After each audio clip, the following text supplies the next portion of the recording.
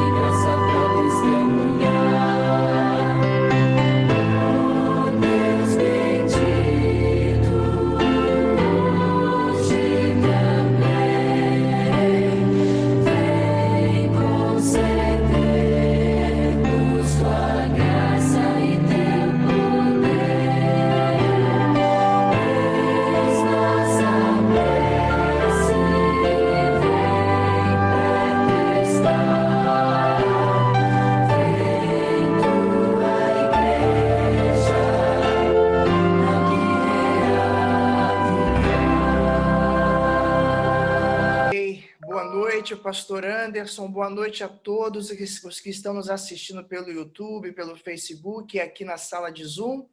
É muito bom revê-los depois de uma semana abençoada, todas as manhãs de 6 às 7, e agora para estudarmos este tema tão importante, que é a obra do Espírito Santo. E eu não tenho dúvidas de que, assim como o Senhor abençoou a cada orador, a cada palestrante que falou a nós a cada manhã, Deus também vai abençoar aos nossos palestrantes, pastores que estarão trazendo esta mensagem tão importante, começando hoje com o Dr. Josimir, que é pastor no distrito de Maricá, um estudioso da palavra de Deus, já aí concluindo seu segundo doutorado, e a gente louva ao Senhor pelo ministério que ele tem desenvolvido. Então, só me resta agradecer a todos, Pastor Anderson, com a sua equipe, que tiveram esta brilhante ideia. Me permita orar, feche seus olhos aonde quer que você esteja. Vamos falar com Deus através da oração. Querido Deus, nós te louvamos pelo o final de semana que tivemos, muitas igrejas reabrindo. Foi uma alegria muito grande, é uma emoção muito forte retornar à nossa casa de oração.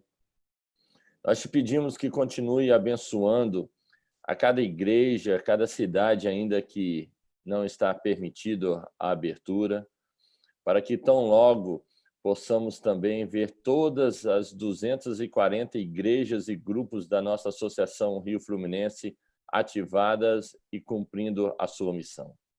Nós te louvamos também pelo dia de hoje, as nossas atividades, mas agora, Senhor, nós te pedimos mais uma vez que abençoe o pastor Josimi ao abrir a tua palavra, que o seu Santo Espírito fale ao nosso coração. Em nome de Jesus, nós oramos e te pedimos. Amém. Eu queria fazer um desafio a você nessas séries que teremos aos domingos. Vamos aprender muito sobre o Espírito Santo e eu gostaria que você pudesse estar em oração durante todo o tempo, durante toda a semana, durante todos os dias. Em especial, gostaria que você pudesse fazer uma lista de pessoas para que você possa orar pela salvação delas. Pedir ao Espírito Santo de Deus para ir quebrando as barreiras que impedem essas pessoas de tomar uma decisão por Jesus. Nós estamos vivendo momentos finais da história desse mundo. E é importante clamarmos a Deus pela salvação daquele a quem nós amamos, dos nossos vizinhos, dos nossos amigos, de um pai, de uma mãe, de um tio, não sei. Faça a sua lista. Ore e clame por elas.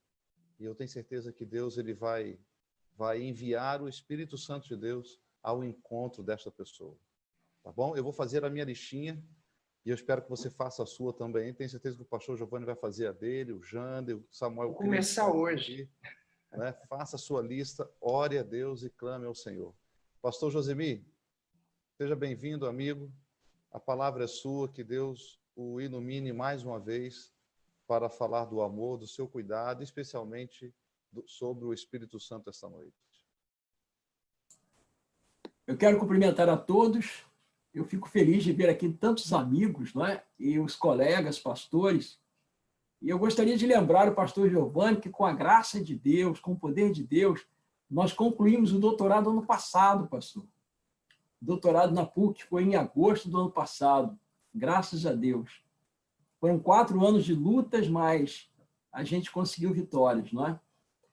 Eu quero agradecer a igreja por ter me indicado para poder apresentar um assunto tão solene, tão importante. E eu confesso a vocês que não existem doutorados para a gente poder estudar sobre a divindade. Porque mesmo depois que nós chegarmos aos céus, nós ainda vamos continuar estudando e aprendendo, e nós nunca vamos concluir esses estudos. É possível que em um ponto ou outro a gente cometa algum erro que não seja fatal em termos de questões que são pequenas, questões que não são assim muito relevantes. Mas quando se trata de divindade, um erro neste campo é fatal.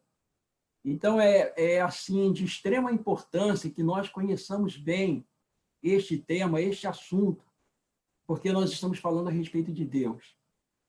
Eu vou precisar mostrar para vocês aqui alguns diapositivos, né, no PowerPoint. Eu vou fazer aqui um compartilhamento de tela.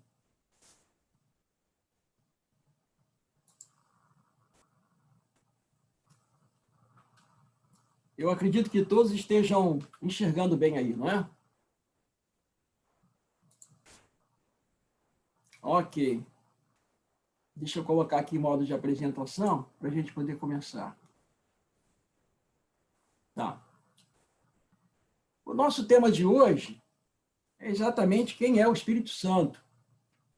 Um tema que tem sido controverso ao longo dos séculos, não é? Na verdade, a grande controvérsia dos séculos foi em torno da pessoa de Jesus Cristo. A pneumatologia, que é o estudo do Espírito Santo, ficou relegado praticamente ao século XIX, quando surgiu o movimento pentecostal, que os teólogos começaram a se preocupar com a pneumatologia, porque durante os primeiros séculos o estudo foi sobre Cristo, a cristologia. E, basicamente, quando este assunto estava resolvido, Aí surgiu, então, o movimento pentecostal e alvoroçou a cabeça de todo mundo. Então, os teólogos protestantes começaram a estudar acerca do Espírito Santo. Então, basicamente, a pneumatologia é um tema novo. É novo do ponto de vista dos séculos, digamos assim, de extensão, porque a cristologia é bem mais antiga. E talvez seja por isso que há tanta controvérsia, tanta dúvida com relação à questão do Espírito Santo. E hoje a gente vai tentar resolver algum desses problemas, mas com as Sagradas Escrituras. E eu coloquei algumas perguntas para a nossa reflexão. O Espírito Santo é Deus? É uma pessoa da divindade? Qual a sua relação com a divindade? Então, essas perguntas elas devem estar em mente quando nós estudarmos este assunto. Primeiro, nós vamos analisar tópico por tópico. Esse primeiro tópico é o argumento da analogia de expressões intercambiáveis. Ou seja, algumas situações que são utilizadas para Deus são utilizadas também para o Espírito Santo. Nós vamos ver aqui. Ok? Então, nós vamos analisar aqui, nós vamos pegar a carta de Paulo aos Coríntios. Ele escreveu aqui em 1 Coríntios 6,19, ele diz assim: acaso não sabeis que o vosso corpo é santuário do Espírito Santo? Ele vai falar a mesma coisa em 1 Coríntios 3,16, ele diz assim: não sabeis que sois santuário de Deus? Então, ele intercambia santuário do Espírito Santo e santuário de Deus, mostrando que Deus e o Espírito Santo estão no mesmo patamar. A gente entender isso, é intercambiável. A salvação só é possível pela ação do Espírito Santo. Ou seja, a salvação só é possível pela ação de Deus. Na conversa que o Senhor Jesus Cristo teve com Nicodemos, vocês estão lembrados lá no capítulo 3, Jesus Cristo fala para Nicodemos que uma pessoa só pode nascer de novo pela influência do Espírito Santo. É preciso que a pessoa nasça da água e do Espírito.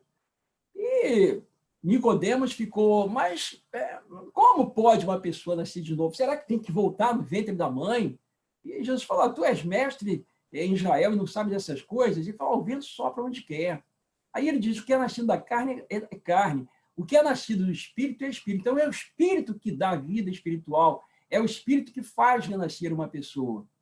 Quando você vai para Mateus 19, 25 e 26, está lá uma discussão entre os discípulos. Jesus diz para eles: olha, é mais fácil entrar um camelo pelo fundo de uma agulha do que um rico entrar no reino dos céus. Aí os discípulos ficaram atônitos. Olha, mas se é assim, então quem é que pode ser salvo? Ou seja, todo mundo tem essa inclinação por buscar riqueza, muitas pessoas são ricas. Aí Jesus responde da seguinte forma: isto é impossível aos homens, mas para Deus tudo é possível. Ou seja, Deus, ele pode fazer, mesmo de uma situação muito difícil, arquitetar, projetar um novo nascimento. Então, o Espírito Santo, ele arquiteta, ele projeta, ele cria um novo nascimento. Deus cria um novo nascimento. Então, nós temos uma situação análoga. Aqui em João, é o Espírito Santo que arquiteta a salvação, que projeta o novo nascimento, que faz o impossível, como disse Jesus a Nicodemos, e aqui em Mateus é Deus. Então, nós estamos vendo expressões intercambiáveis. Há alguns textos também bastante curiosos. Por exemplo, no livro de Hebreus, a única ocorrência, a única referência ao Espírito Eterno aparece no capítulo 9, verso 14. Então, está escrito assim: muito mais o sangue de Cristo, que pelo Espírito Eterno a si mesmo se ofereceu sem mácula. Quando você vai para Deuteronômio, a única referência ao Deus eterno aparece no capítulo 33, 27. O Deus eterno é a tua habitação. Então, você tem em Hebreus Espírito Eterno, e você tem uma correspondência lá no Antigo Testamento, em Deuteronômio 33, 27, o Deus eterno. Espírito eterno, o Deus eterno. São expressões intercambiáveis. Continuando, somente Deus pode trazer mortos à vida. Então, você, ao abrir a sua Bíblia em Romanos, capítulo 8, versículo 11, você vai ler: se habita em vós o Espírito daquele que ressuscitou a Jesus. Então, o Espírito ressuscitou a Jesus. Agora, você vai para João 5, 26. porque assim como o Pai tem vida em si mesmo, então o Espírito ressuscitou a Jesus, o Pai tem vida em si mesmo, ele concedeu ao Filho ter vida em si mesmo. E lá no capítulo 5, João 5, 25, 28, está escrito que os mortos ouvirão a voz do Filho de Deus e sairão. Então, nós vamos observar nestes 3 textos que o Espírito ressuscita, o Pai ressuscita, o Filho ressuscita. Ou seja, as 3 pessoas da divindade somente podem trazer mortos à vida. Então, nós estamos observando aqui que as 3 pessoas da divindade são capazes de operar o que é impossível para qualquer ser, que é trazer um morto à vida. E eu gostaria de chamar a atenção para esse texto aqui, certo? Se habita em vós o Espírito daquele que ressuscitou a Jesus. Então, mostrando aqui a divindade clara do Espírito Santo. Esse texto aqui, eu acho que essa parte aqui é magnífica. Quando eu estava montando esse slide, foi talvez o slide que eu mais gostei, né?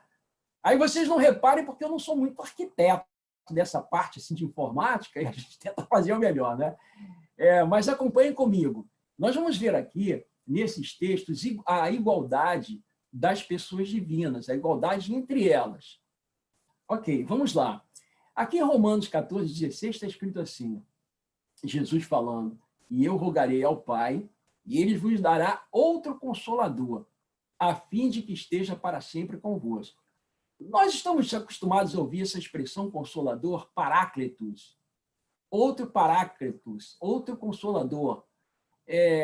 O texto grego, eu coloquei o texto grego aqui de propósito, daqui a pouco eu vou explicar para vocês por quê. Ele diz assim, agou eroteson ton pater kai alon Paráclitos sosei momento. Está praticamente ao pé da letra que está escrito aqui, né?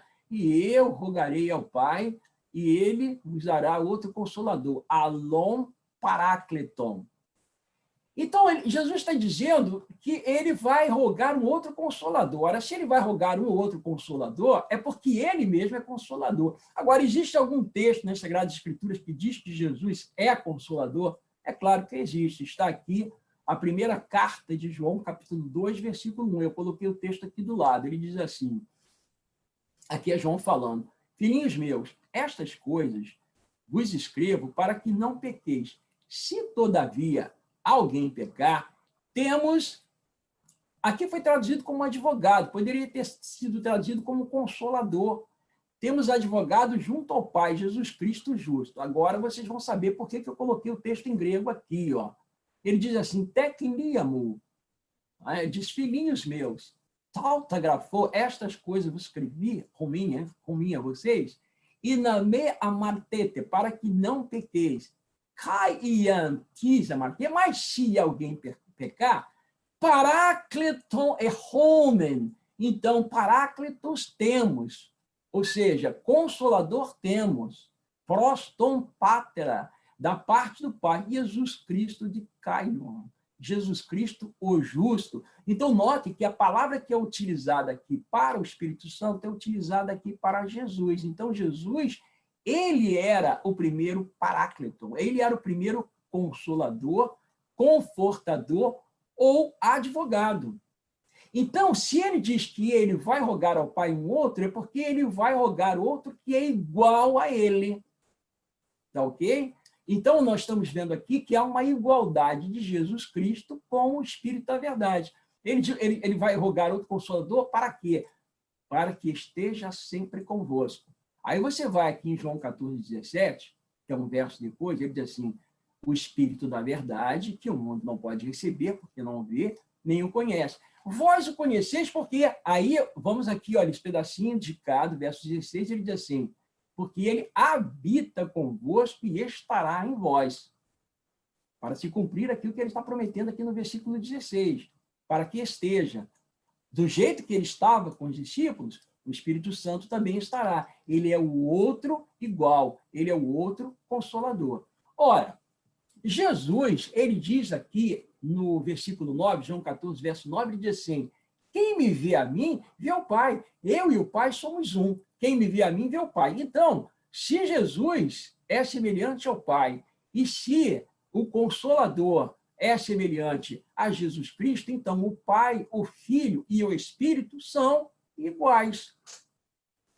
Isso é maravilhoso, esse quadro, porque ele mostra claramente a igualdade entre as três pessoas da divindade. Declarações de Ellen G. White. A irmã White foi uma pessoa que teve muita intimidade com Deus, porque ela foi chamada para o ofício profético. Ela era uma mocinha ainda, né? Muito novinha, e ela dedicou uma vida a esse ministério. Durante 87 anos, ela recebeu mais de 2.000 sonhos e visões. Então, é uma pessoa muito bem familiarizada com as ações do Espírito Santo. E ela diz assim: o Consolador que Cristo prometeu enviar, depois de ascender ao céu, é o Espírito em toda a plenitude da divindade. Vejam só, o Espírito em toda a plenitude da divindade, tornando manifesto o poder da graça divina a todos quantos recebem e creem em Cristo como um Salvador pessoal. Isso é uma declaração importantíssima. Bom, agora nós vamos observar que os atributos divinos estão presentes também no Espírito Santo, como eles estão presentes no Pai e no Filho. Então, o primeiro atributo, que são atributos incomunicáveis, é a onipresença, ou seja, pode estar em qualquer lugar, ele está presente, não existe lugar onde ele não esteja. E nós vamos encontrar essa afirmação no Salmo 139, 7, diz assim: para onde me ausentarei do teu espírito? Para onde fugirei da tua face? Aqui nós temos um paralelismo, não é? Para onde me ausentarei do teu espírito? Então, o espírito, ele está em todo lugar. Não há como fugir da presença do espírito. Então, isso aí é onipresença. Agora, onisciência. O que é onisciência? Onisciência é saber tudo, é não haver nenhum arcano, nenhum mistério, não existe nada que o espírito não saiba. Então, em 1 Coríntios 2, versos 10 e 11, está escrito assim: porque o espírito a todas as coisas perscruta, ou seja, ele penetra em todas as coisas, até mesmo as profundezas de Deus. Olha, e ele especialmente penetra as profundezas de Deus por ser Deus. Assim também as coisas de Deus, ninguém as conhece, senão o Espírito de Deus. Olha que afirmação importante. Então, ele também é onisciente. E, finalmente, ele é também onipotente. Ele tem onipotência, ou seja, tem todo o poder. O que é onipotência? É não ser limitado por nada, não tem nenhum tipo de fraqueza, é todo forte, todo poderoso. Está escrito aqui em 1 Coríntios 12, verso 11: mas um só e o mesmo Espírito realiza todas estas coisas, distribuindo-as como lhe apraz a cada um individualmente. Então, ele é que dá os dons. Então, uma pessoa com o dom de cura, ela vai curar mesmo qualquer pessoa. Jesus, cheio do poder do Espírito Santo, ele curou até pessoas com deficiência de nascença e até ressuscitou dos mortos. Isso é onipotência outorgada, o poder outorgado por aquele que é onipotente, que é o Espírito Santo. Bom, os três membros da divindade, eu fiz questão de frisar isso, existe uma igualdade em natureza, igualdade em posição, mas existe diferença em função. Então, existe realmente, em termos de posição e natureza, igualdade, mas as funções são diferentes. Bom, eu coloquei aqui essa fórmula batismal. Aliás, eu gostaria de dizer para vocês que eu preparei um material fazendo uma análise de Mateus 28, 19. É uma análise histórica, uma pesquisa mostrando que Mateus 28, 19 é um texto autêntico. Alguns dizem que Mateus 28, 19 não está nos melhores textos e tal. E isso não é verdade. Mateus 28, 19, Mateus é um texto muito claro. Se há um texto onde não há qualquer tipo de dúvida, é Mateus 28, 19. Aí, caso seja necessário, o material de pesquisa que eu preparei, eu posso disponibilizar, não tem problema nenhum. Ok? Então, esse texto diz assim, Jesus dizendo: ide, portanto, fazei discípulos de todas as nações, batizando-os em nome do Pai, do Filho e do Espírito Santo. Eu quero que vocês observem algo nesse texto. O texto diz assim: em nome do Pai, em nome do Filho e em nome do Espírito Santo. Não é isso. É em nome do Pai, Filho e Espírito Santo. Em nome do Pai, do Filho e do Espírito Santo.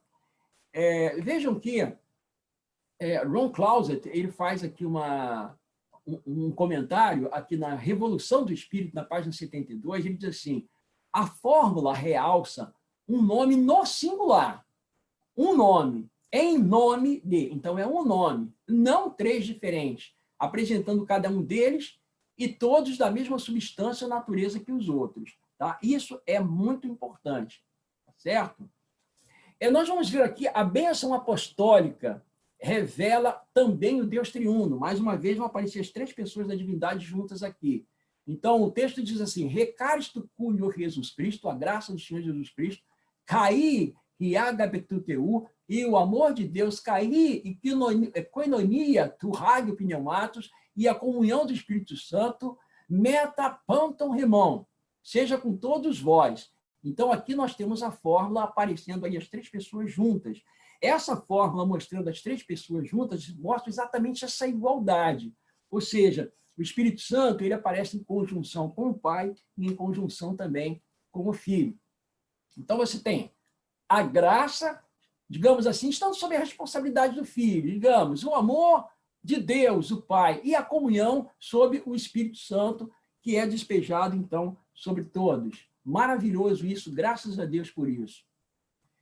Existem ações distintas de cada pessoa da divindade também. E esse texto aqui também eu acho maravilhoso. Está lá em 1 Coríntios 12, de 4 a 6, e eu separei cada um desses versículos para ficar assim bem claro, né? Eu coloquei numa tabela para a gente poder ficar assim, a gente entender bem o que Paulo está dizendo aí.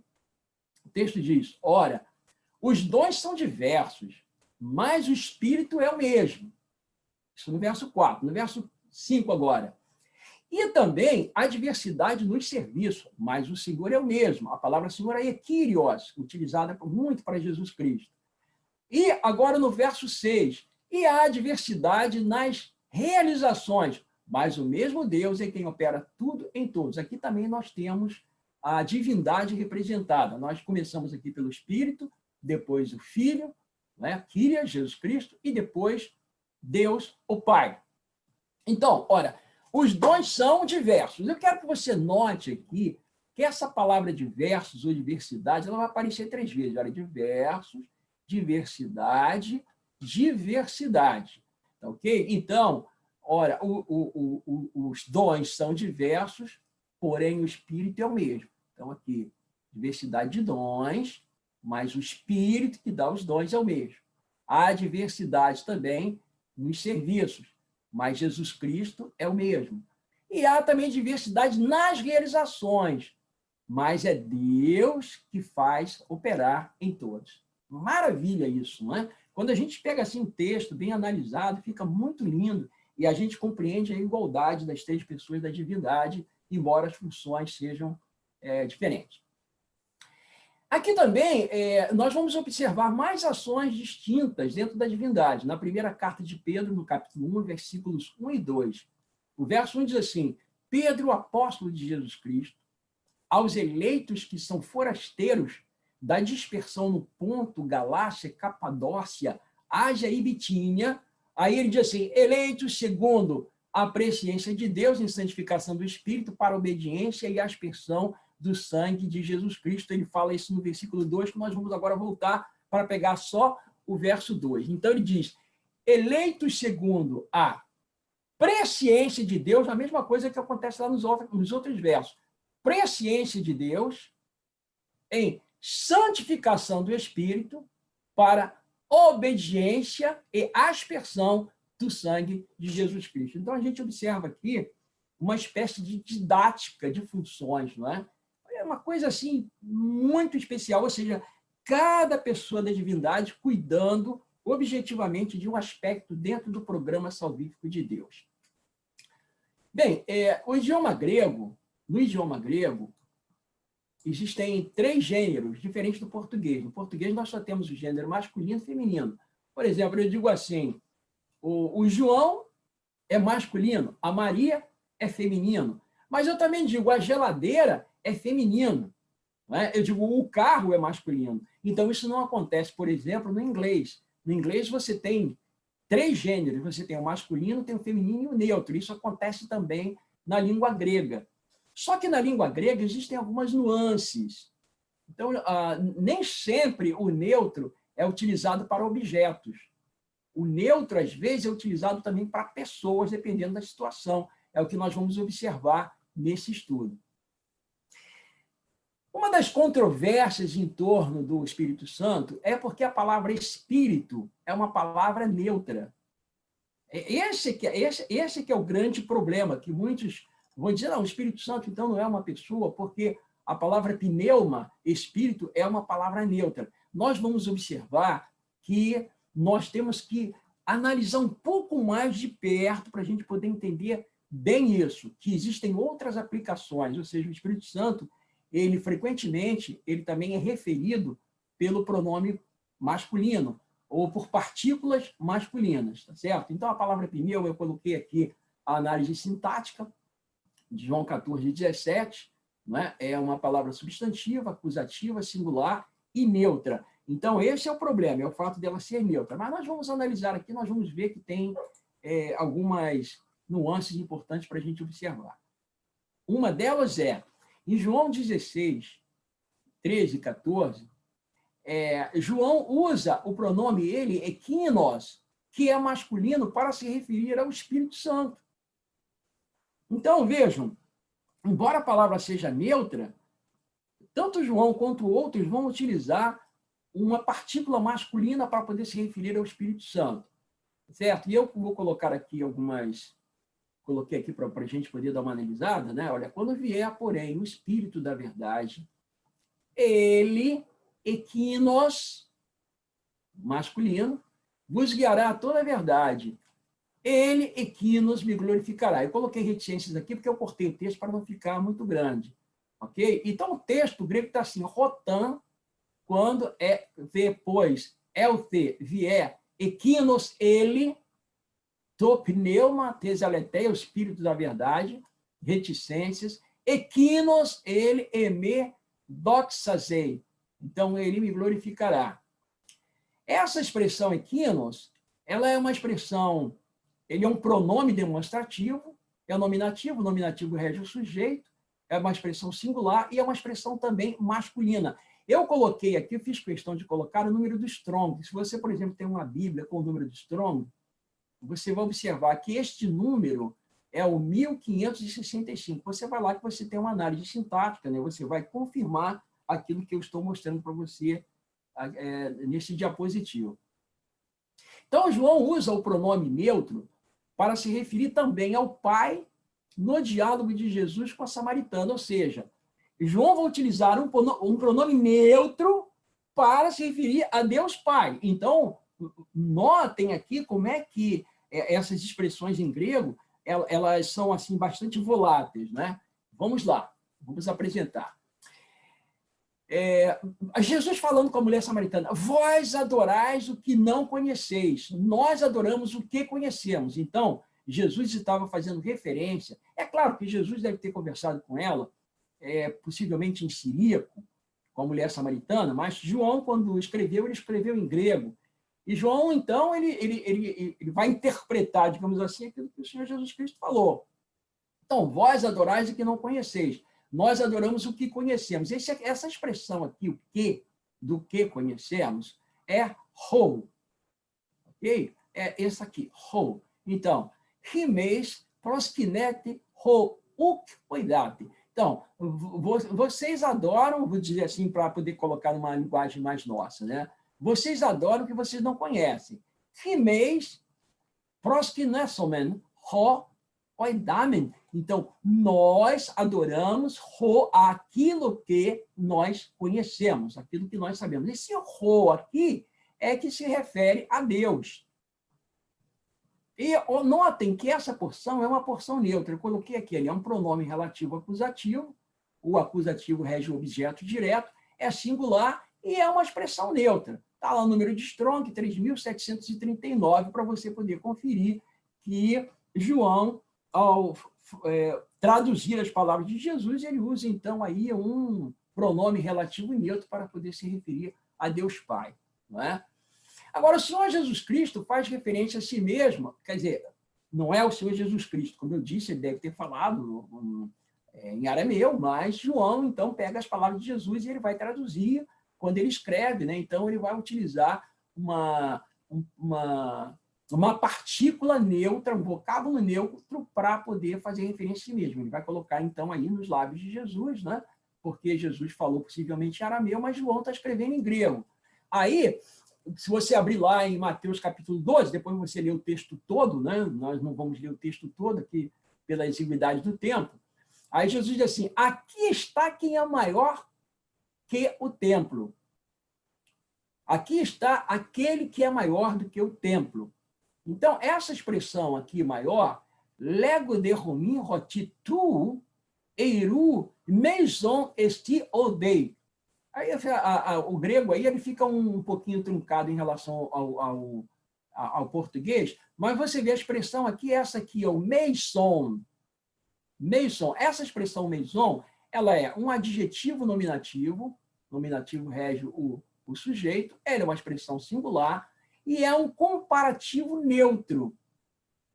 Então, veja que João ele está utilizando uma expressão neutra para se referir a Jesus. Agora, no verso 41, eis aqui quem é maior do que Jonas, Caidum Preion Iona Odei. Né? E eis aqui, né? E eis quem é Preion maior, Iona, aqui, Odei, aqui, Iona. Aqui a expressão é Pleion.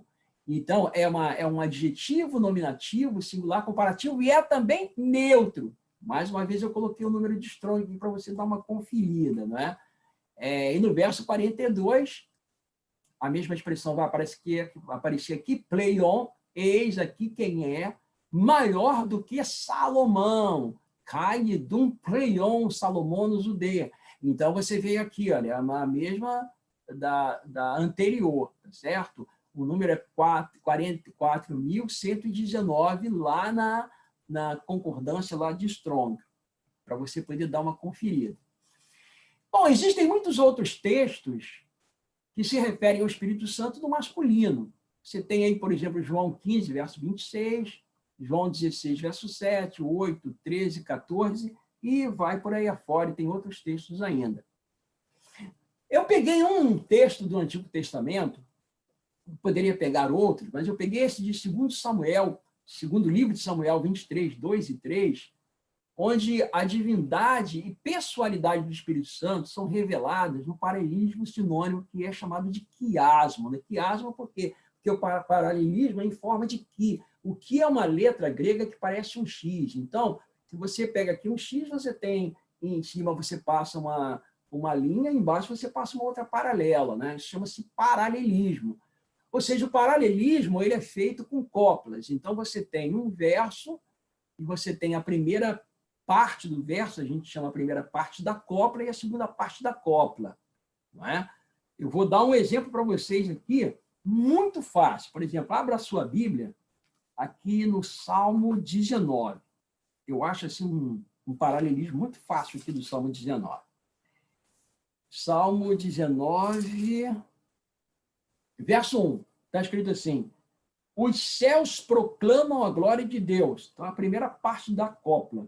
E o firmamento anuncia as obras das suas mãos. E a segunda parte está falando a mesma coisa. Olha, os céus proclamam a glória de Deus e o firmamento, que é a mesma coisa que os céus, anuncia a mesma coisa que proclamam. A glória de Deus aqui são as obras das suas mãos. Aqui também você tem um paralelismo sinônimo. O Espírito do Senhor falou por mim, e a sua palavra esteve em minha boca. Disse o Deus de Israel, a rocha de Israel, a mim me falou. Então vejam, aqui olha, falou, palavra, disse, falou. Estão em paralelo, certo? Então falou, por mim, minha boca, mim. Ok? Então agora você vai ver o paralelo. Espírito do Senhor, o Deus de Israel, rocha de Israel, estão em paralelo. Então, o Espírito do Senhor é o mesmo Deus de Israel, é a mesma rocha de Israel. Aleluia, irmãos. Isso é maravilhoso, não é? Maravilhoso. O Espírito Santo apresenta características de pessoalidade. A gente poderia ir fundo nisso, isso é um tema que daria para a gente analisar só uma semana inteira, não é? Então, vejam, quais são as características de pessoalidade? Intelecto, vontade, emoções. O Espírito Santo vai apresentar tudo isso. Então, nas suas diversas atribuições, inclusive por ser inteligente, como está em 1 Coríntios 2, 10 e 11, o Espírito Santo, o que ele faz? Ele contende, ensina, convence, dirige a igreja, auxilia e intercede, inspira. Ele pode ser contristado, você pode entristecer o Espírito Santo, como foi o caso lá de Ananias e Safira, né? Ele fala através do profeta, segundo Samuel 23, 2, ele separa e envia missionários. Então, eu coloquei todos os textos aí, mostrando que o Espírito Santo ele tem características de pessoalidade. Ele é uma pessoa, portanto, ele não é uma força, não é uma energia, não é um poder, como nós vamos ver um pouquinho mais à frente. A irmã White, ela diz em Evangelismo 616, 617, ela diz assim, o Espírito Santo é uma pessoa. Então, já categoricamente, né, o Espírito Santo é uma pessoa, pois dá testemunho com o nosso espírito de que somos filhos de Deus. Uma vez dado esse testemunho, traz consigo mesmo sua própria evidência. Em tais ocasiões, acreditamos e estamos certos de que somos filhos de Deus. O Espírito Santo tem personalidade. Do contrário, não poderia testificar ao nosso espírito e com o nosso espírito que somos filhos de Deus. Deve ser também uma pessoa divina. Do contrário, não poderia perscrutar os segredos que jazem ocultos na mente de Deus. Essa expressão deve ser também, em português, ela parece uma expressão meio duvidosa. Eu estou com um livro aqui, Evangelismo, aqui na página 617, a edição em inglês, Evangelism. O texto em inglês diz assim, he must also be a divine person, else he could not search out the secrets which lie hidden in the mind of God. Esse must aqui, que foi traduzido literalmente como deve, poderia ser também assim, é preciso então que seja, ou seja, é necessário que seja, ou seja, se ele não fosse uma pessoa divina, ele não poderia fazer tal coisa. Ou seja, ele não poderia perscrutar, ele não poderia estar em intimidade com Deus se ele não fosse uma pessoa divina. Ok? Então, como foi traduzido assim muito secamente ao pé da letra, que não que esteja errado, mas em português acaba trazendo uma conotação duvidosa. Então, eu poderia dizer assim, é necessário também que seja uma pessoa divina. Do contrário, não poderia perscrutar os segredos que jazem ocultos na mente de Deus. Aqui também, em minha consagração hoje, aqui na página 36, ela diz assim, Cristo determinou que, ao subir da terra, concederia um dom aos que haviam nele crido e aos que haveriam de crer. Que dom bastante valioso poderia ele conceder para assinalar e comemorar sua ascensão ao trono mediador?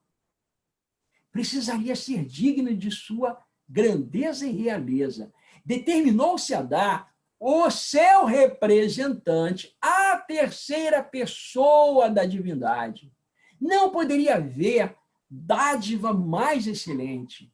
Ele concederia num único todos os dons e, portanto, aquele poder convertedor, iluminador e sacrificial, que é o Espírito Santo, seria a sua dádiva. Aleluia, irmãos! O Espírito Santo é uma dádiva para nós. Nós devemos ter intimidade com o Espírito Santo, como os discípulos tiveram intimidade com o primeiro Consolador. Ele disse, eu vou enviar um outro Consolador para estar em intimidade com vocês. Nós devemos buscar a intimidade do Espírito Santo. É interessante, irmãos, que eu tenho aqui comigo o livro A Revolução do Espírito. Não é exatamente o tema aí do nosso programa que nós estamos realizando. Esse livro é maravilhoso, maravilhoso. Eu recomendo que todos busquem adquirir esse livro, que é fantástico o livro. E interessante que o autor, ele vem dizendo o seguinte, do perigo que é tratar o Espírito Santo como se fosse um objeto. Ele diz que isso é tão perigoso que leva a pessoa à incredulidade. negar a divindade do Espírito leva à incredulidade. E, de fato, isso acontece. Entristece o Espírito Santo, né? Entristece, ele fica triste conosco quando nós fazemos isso. Então, veja, irmãos, o príncipe da potestade do mal só pode ser mantido em sujeição pelo poder de Deus na terceira pessoa da divindade, o Espírito Santo. Então, ao minimizar o Espírito Santo, o que o indivíduo está fazendo? Ele está abrindo as portas para que o inimigo de nossa alma ele venha para destruir, ele venha para arruinar. Toda pessoa que minimiza a pessoa do Espírito Santo, ela acaba se tornando uma pessoa arruinada, porque ela está tirando da vida dela exatamente um instrumento que é capaz de livrá-la do poder de Satanás. Isso é muito solene. Irmãos, o Espírito Santo não é uma força ou um poder, mas uma pessoa. Nós vamos observar aqui, vamos utilizar mais alguns textos bíblicos, pegar aqui um texto do Antigo Testamento. Este texto eu não peguei do texto massorético, porque eu peguei da Septuaginta exatamente por causa da palavra dinamim, né? E também da palavra pneuma, do Espírito. Por isso eu peguei daqui. Então, Zacarias capítulo 4, 6 diz assim: não por força nem por poder, mas pelo meu Espírito, diz o Senhor dos Exércitos. Um texto que a gente conhece tantas vezes, né? Eu me lembro aí, às vezes, em grandes reuniões, em campais, a gente recitando esse verso, todos em uníssono, né? Quantas vezes nós fizemos isso? Mas notem que aqui nós vamos analisar o fato de que o Espírito Santo ele não é força, ele não é um poder de Deus, como alguns dizem, ele é uma emanação, ele é o poder de Deus, ele é uma força de Deus. Nada disso. Esse texto aqui, só ele já descarta isso. Ele diz assim, não por força, nem por poder, mas pelo meu Espírito, diz o Senhor dos Exércitos. Então, eu coloquei o texto aqui da Septuaginta, uk en dinami, não em poder, megali, grande, poder, nem em esqui, nem em força, ala e, mas em pneumático, mas pelo meu Espírito, leguei curios, diz o Senhor, Pantocrator.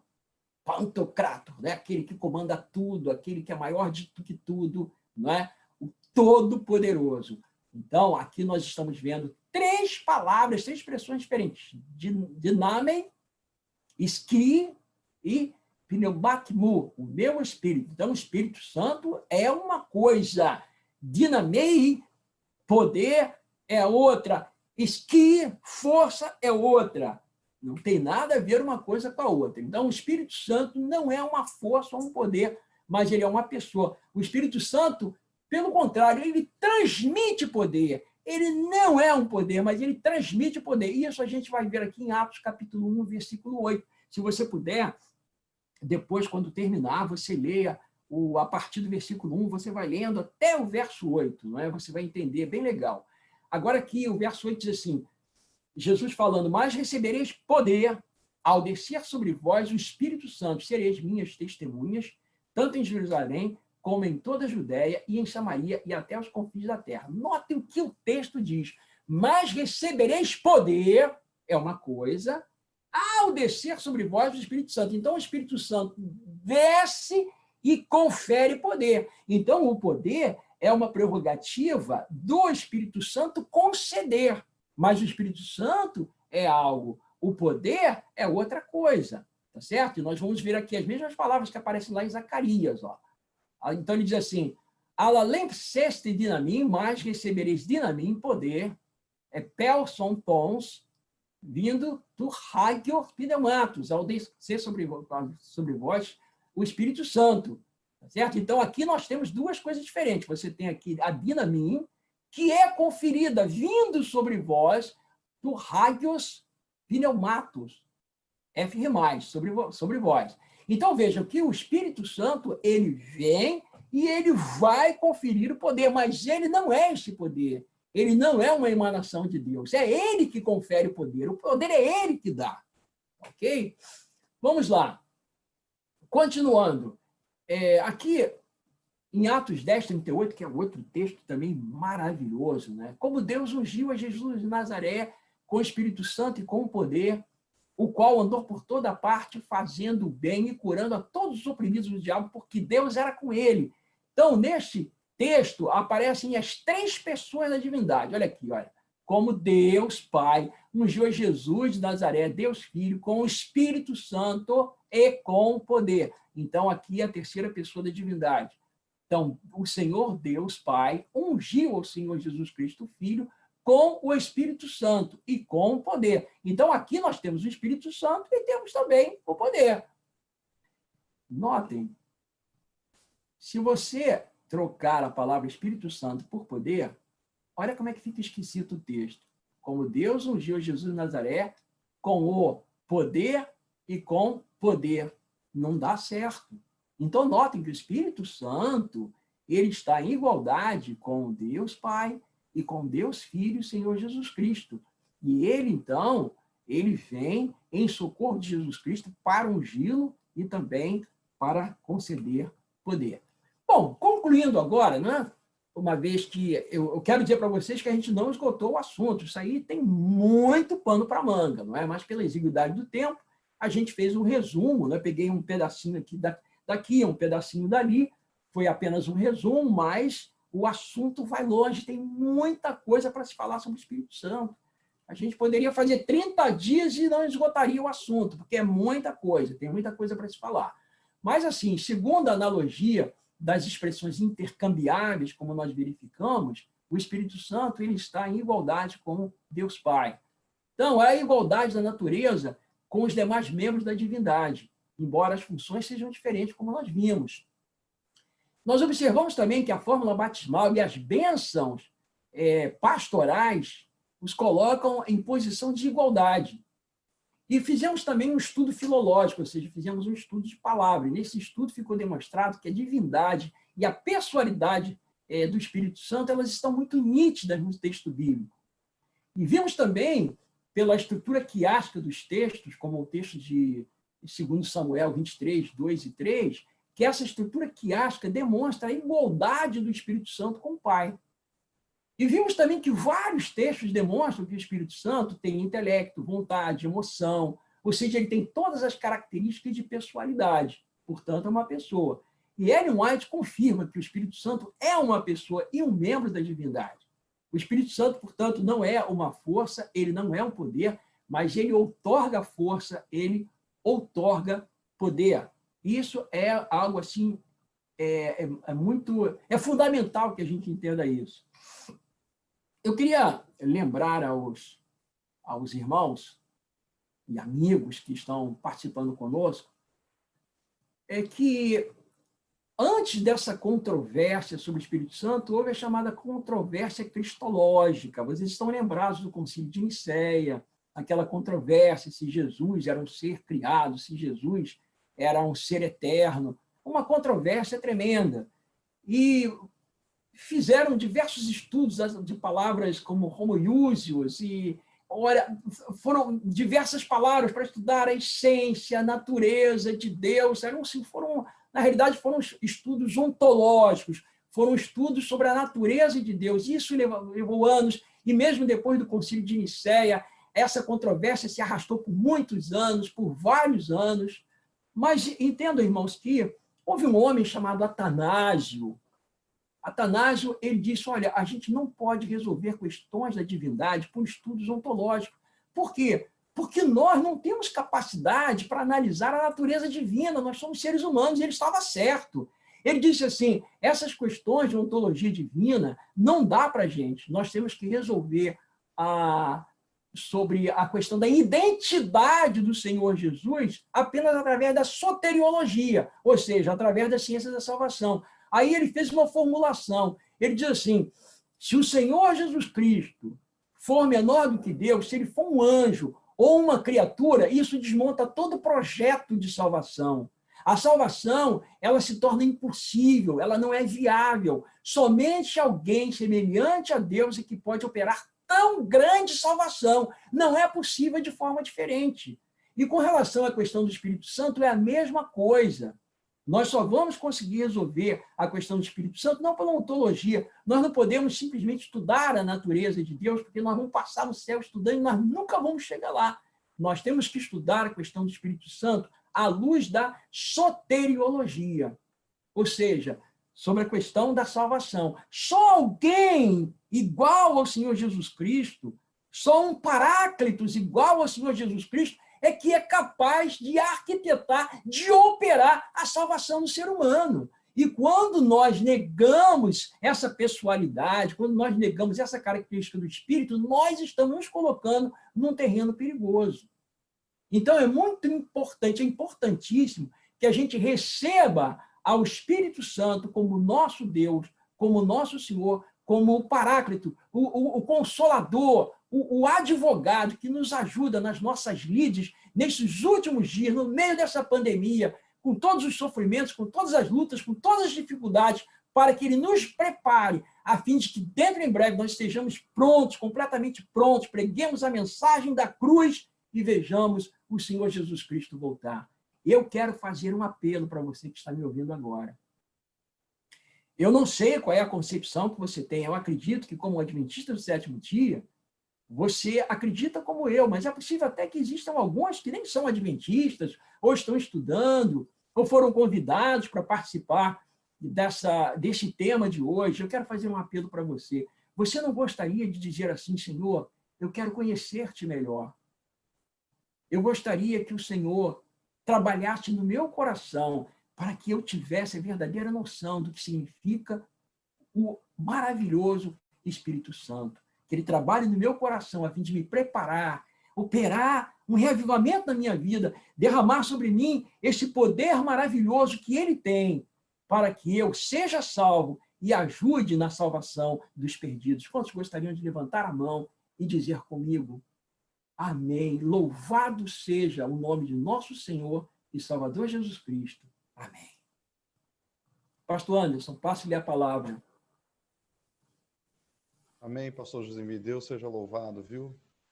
Que o Espírito Santo seja derramado sobre nós e que possamos orar e clamar a cada dia para que ele esteja sempre conosco.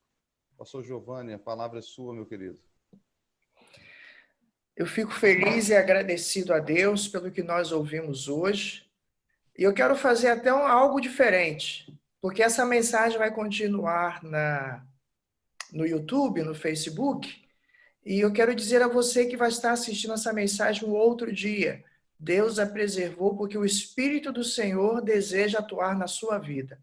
Amém. E eu gosto muito do que Ellen White fala no livro Atos dos Apóstolos. Ela diz o seguinte, que quando os discípulos receberam o Espírito, diz aqui, ó, fortalecidos pela concessão do Espírito Santo, saíram com zelo para estender os triunfos da cruz. E olha que coisa interessante, o Espírito os animava e falava por intermédio deles, e a paz de Cristo brilhava na face deles. É o que o pastor Josemir falou, não é? Deus, Pai, Filho e Espírito Santo. É um Deus, não é? Onde eles têm funções diferentes, mas o Espírito Santo é uma pessoa que age com inteligência, com poder, com autoridade. E assim como ele trabalhou nos apóstolos e nos discípulos, ele quer trabalhar na sua vida hoje. Ele quer influenciar você para que você saia esta semana e a face de Cristo brilhe em tudo que você fizer. Deixe o Espírito Santo lhe conceder poder, animá-lo e falar por seu intermédio, para que Jesus possa brilhar na sua e na minha vida. Muito obrigado, pastor. Deus o usou e continue usando nesse trabalho tão importante que é apresentar o evangelho puro que a Bíblia apresenta. E se vocês gostaram, eu quero convidar você para o próximo domingo. O próximo domingo teremos o pastor Robson, que é o pastor da Igreja Central de Campos dos Goitacazes, né? Igreja Central que também está nos assistindo, e ele vai falar sobre a promessa, que é a chuva temporânea, a chuva serôdia. Eu falei até um pouquinho aqui do que aconteceu. Agora, você quer saber o que aconteceu de verdade, o que vai acontecer? Então, se você tinha que ter perdido um domingo à noite, tem que ser lá nos outros meses. Hoje também não, e nem no próximo, porque Deus vai falar poderosamente ao seu coração. Está bem? Então, domingo que vem, às 20 horas, o pastor Robson Menezes vai estar trazendo uma mensagem poderosa do Senhor para todos vocês. Convidem amigos, irmãos. Se você já está na sua igreja com o seu culto, não tem problema. Assista o seu culto, que vai estar lá guardadinho no YouTube. E você poderá assistir. Você vai ser abençoado no seu estudo com a sua igreja. E depois, no momento oportuno, chega lá, entra no Adventistas Rio Fluminense no YouTube ou no Facebook e poderá assistir tranquilamente com a sua família. Está bem? Deus, portanto, abençoe a vocês. Pastor Krieger, muito obrigado pela transmissão. Está ali, Pastor Krieger, é aquele homem fundamental que está ali no controle de tudo, nada passa desapercebido e graças a ele nós podemos ter esse momento ali. Obrigado, Pastor Anderson, também, aos colegas, que Deus nos dê uma feliz semana. E Pastor Josimir, então, pode concluir com a palavra de oração. Oremos, irmãos. Nobríssimo Pai, maravilhoso Deus Pai, muito obrigado, Senhor, por teres enviado o teu Filho Jesus Cristo pela nossa redenção. Muito obrigado também, Senhor, por teres enviado o Espírito Santo para ocupar o lugar de teu Filho que subiu ao céu e intercede por nós no santuário celestial.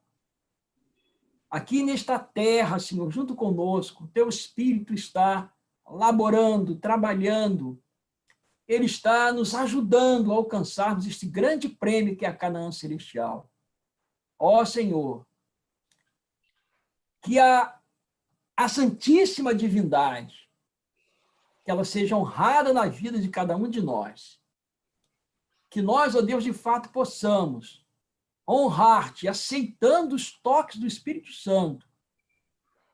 Quando falar ao nosso coração, à nossa consciência, para abandonar pecados acariciados, para avançar na missão, para poder receber reavivamento, buscar em oração, que nós estejamos prontos, Senhor, para que o teu nome seja honrado em nossa vida. É o que eu te peço, Senhor, em nome e pelo amor de nosso Senhor e Salvador Jesus Cristo. Amém, Senhor. Amém. Amém. Pastor Anderson. Meu pastor, muito obrigado a todos que participaram conosco até aqui, nos acompanhou. Então, fica o nosso convite para o próximo domingo. Já convido seus amigos para se conectar antes com o pastor Luiz Gonçalves, ali por volta das 7 horas. E depois aí a sequência com o nosso culto às 20 horas, viu? Pastor Josimir, muito obrigado. Deus o abençoe grandemente. E aquele abraço, viu? Compartilha, curta e dá o sininho aí no YouTube e se inscreva na nossa página também.